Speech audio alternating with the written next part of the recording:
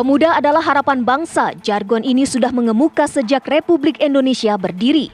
Artinya, para pendiri bangsa sudah menyadari bagaimana peran penting generasi muda dalam membangun bangsa dan negara. Kini, 1 bulan jelang pencoblosan, peran dan partisipasi generasi yang akan menentukan tongkat estafet perjalanan bangsa begitu dicari. Ketiga pasang calon bersama tim sukses terus bergerilya mengumpulkan suara milenial yang jumlahnya 56% dari total pemilih. Karakteristik unik para pemilih muda ini tentu menjadi tantangan tersendiri untuk mengatur strategi. Pemilih muda bukan seperti pemilih matang yang rasional. Mereka terkadang masih kesulitan menerima gagasan para calon presiden dan calon wakil presiden. Sehingga tidak heran, gimik politik dan pendekatan yang anak muda banget masih menjadi senjata andalan para calon dan tim ses untuk mendekati generasi Z dan milenial. Pertanyaan pun mencuat, akankah suara mereka akan didengarkan dan menjadi aspirasi penting membangun negeri, ataukah sekedar menjadi komoditas politik demi mencapai kursi tertinggi negeri? Pemirsa, ini hari Minggu, nggak usah kita berat-berat berdialog di malam hari ini. Boleh kita serius tapi santai, tapi masih dengan tema besar pemilu 2024. Kita tahu suara yang paling digadang-gadang cukup besar dan diperebutkan adalah suara anak muda. Nah, mengingat bahwa segmen ini begitu diperebutkan oleh masing-masing capres dan juga cawapres, mengingat sepekan lagi ya akan ada debat cawapres, kira-kira apa strategi yang dilakukan oleh masing-masing capres-cawapres berebut suara anak muda pemirsa? Apakah mereka benar-benar memberikan program yang memang dikhususkan untuk kepentingan anak muda, atau lagi-lagi suara anak muda hanya sebagai komoditas saja? Itu yang akan saya bahas di Apa Kabar Indonesia malam hari ini. Di Studio TV One, pengamat politik kita Mas Pangi Syarwi sudah bersama dengan saya di sini. Selamat malam, assalamualaikum Mas Pangi. Mbak Caca, Mas Mewakili Bang 01 Mbak Bulan ada di sini. Mbak Halo, Bulan, Mbak Caca. selamat malam, assalamualaikum. Ya, selamat malam, Mewakili waalaikumsalam. 02 di sini ada Bang Faldo. Siap. Selamat malam, Hai assalamualaikum. Mbak Caca, halo Bang Pangi. Bang Faldo. Dan Halo, mewakili Bang Faldo. 03 saya sapa ada Mas Seno lewat sambungan Zoom. Mas Seno, selamat malam, assalamualaikum. Oh, memang muda semua nih ya. Selamat malam Mbak Caca, Mas Faldo, Mbak Bulan. Itu sarung Mas tangan Pangi. nggak bisa dicopot tuh, Ya. sarung tangan itu. lagi main golf ya. Oke, sebelum Ikut saya kita ada politisi keriting, idola kita. ya, sebelum saya ke 01, 02 dan 03, mungkin saya sekarang ini minta dari Mas Pangi terlebih dahulu. Mas Pangi, ini sudah mengingat 1 bulan lagi ya kita akan menggunakan hak politik kita. Kita sudah 3 kali berdebat, sudah tahu apa tawaran-tawaran mengenai isu anak muda. Sekiranya mengingat 30 hari lagi kita menggunakan hak suara, program-program dari masing-masing ini memang sudah mengedepankan, mementingkan memang untuk anak muda tidak sih? Atau jangan-jangan ya supaya untuk penarik suara aja nih? Iya memang Mbak Caca ya, bersama selama ini mazhabnya mengatakan ada pandangan ya anak muda hanya dijadikan sebagai komoditas politik. Jadi hanya kepentingannya adalah politik elektoral saja. Tapi kalau kita lihat dari gelanggang pertarungan hari ini kan sebetulnya anak muda juga sudah banyak aktif juga dalam dunia politik kan, masuk sebagai caleg ya. Itu kelihatan sih. Meskipun yang terpilih di DPR itu juga kebanyakan anak muda yang kita lihat bapaknya bohir atau toke gitu ya. Bupati, anaknya gubernur, bukan betul-betul dia anak muda hanya modal itu saja. Tapi banyak juga karena ada faktor lain gitu, sehingga dia terpilih menjadi misalnya politisi anggota DPR termuda misalnya nanti. Tapi ini kan challenge-nya bagi Faldo hari ini. Kalau Faldo kan ya mohon maaf, bukan dari keluarga siapa-siapa, bukan juga dari bohir, bukan juga dari toke juga bapak beliau. Tapi kalau beliau terpilih ini membuktikan bahwa oh ternyata challenge anak muda ditantang siap juga untuk kepilih, apalagi ini dipilih secara langsung.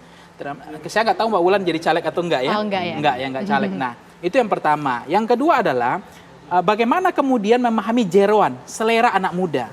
Politisi itu kan nggak bisa bicara tentang dirinya Mbak Caca. Dia harus bicara tentang segmen kolom pemilih milenial tadi, anak muda, Gen Z dan milenial yang angkanya 56% tadi kan. Tentu itu yang dipelajari, tidak bisa hanya satu faktor, satu variabel, banyak hal yang dipertimbangkan. mulai misalnya, apakah betul anak muda itu suka dengan pemimpin yang misalnya tegas dan berani mengambil keputusan yang atau kebijakan yang meskipun tidak populis, itu juga dilihat.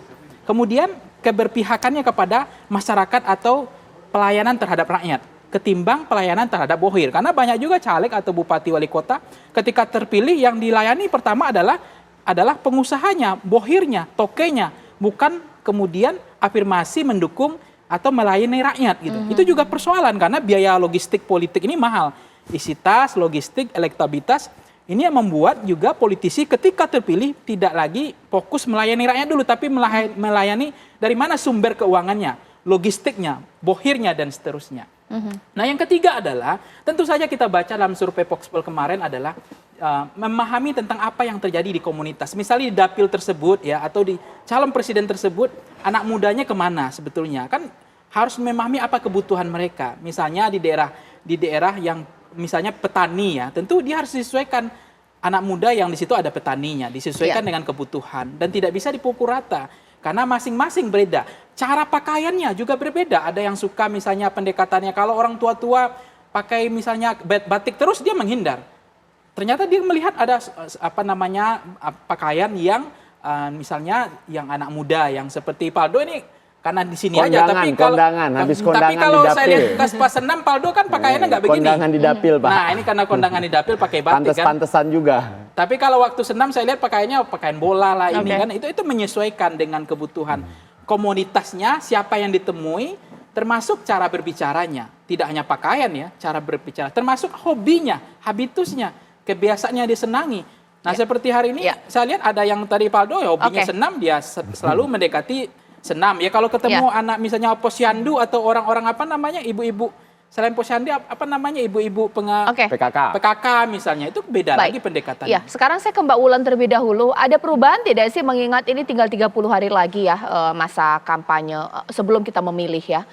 Strategi untuk meraih suara anak muda ini mengingat bahwa dari debat ini tampilan yang paling formal ini kan Pak Anies ya. Ini kalau mungkin yang lain mungkin ada yang pakai baju ada era dan lain-lain, ini seperti apa? Oh, kalau dari kami sih masih ikut ada program yang namanya Desak Anies, Lepet Imin, ada juga buat co-captain, buat timnas kami tuh ada namanya locker room. Nah itu untuk kegiatan timnas kami. Nah jadi mungkin sekarang kita tuh masih berfokus di timnas Desak Anies itu sebagai gagasan yang dikeluarkan atau disampaikan atau itu adalah sebagai dialog politik untuk anak-anak muda yang mungkin memiliki atau yang masih tertutup mengeluarkan pendapatnya. Di sana kita bisa tampung dan kita akan memberikan solusi tersebut gitu. Oke, Desak Anies langsung ingin dapat suara dari anak muda. Kalau dari 02 seperti apa? Ya, kalau dari Pak Prabowo kan memang sejak awal kita tahu bahwa kita memang punya wakil presiden muda, beneran muda. Jadi memang bukan hanya sekedar objek, tapi kita ajak sebagai subjek. Dan memang terlepas dari dinamika yang terjadi, memang anak muda butuh simbol dan representasi. Harapannya memang dengan hadirnya Mas Gibran hari ini di acara e-sport, Mas Gibran dan Pak Prabowo meresmikan akademi sepak bola gitu. Jadi memang ada kerja-kerja konkret yang sudah dikerjakan sebelum election. Jadi kita melihat memang ada perubahan zaman. Dan itu yang juga disampaikan oleh Mas Gibran selalu. Mas, zaman sudah berubah. Kita harus bisa melihat perubahan ini. Ya, kalau hari ini mungkin memang kita melihat bahwa lapangan kerja tetap jadi isu. Kita punya program terkait bagaimana membuka lapangan kerja, membantu perbisnisan, membantu yang pengen usaha, memberi kredit untuk startup dan sebagainya. Dan kedua, anak muda punya isu tentang lingkungan. Bagaimana kita juga pengen adanya transisi ke energi terbarukan. Soal yang paling penting dari anak muda yang menjadi concern dari Prabowo Gibran adalah soal livelihood gitu.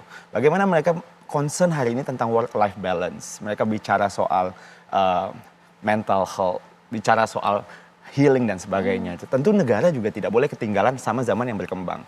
Oleh karena itu, ketika Pak Prabowo berdebat, dia sangat serius sekali. Tapi ketika bercanda, ketika bergurau, itu gemoy banget gitu. Jadi memang ada beberapa hal yang dalam hal ini menurut kami, perubahan itu harus segera ditangkap dan kita sudah menjalani itu. Oke, ikutin masuk ke komunitas, ada Desak Anies. Kalau dari 03 seperti apa Mas Seno?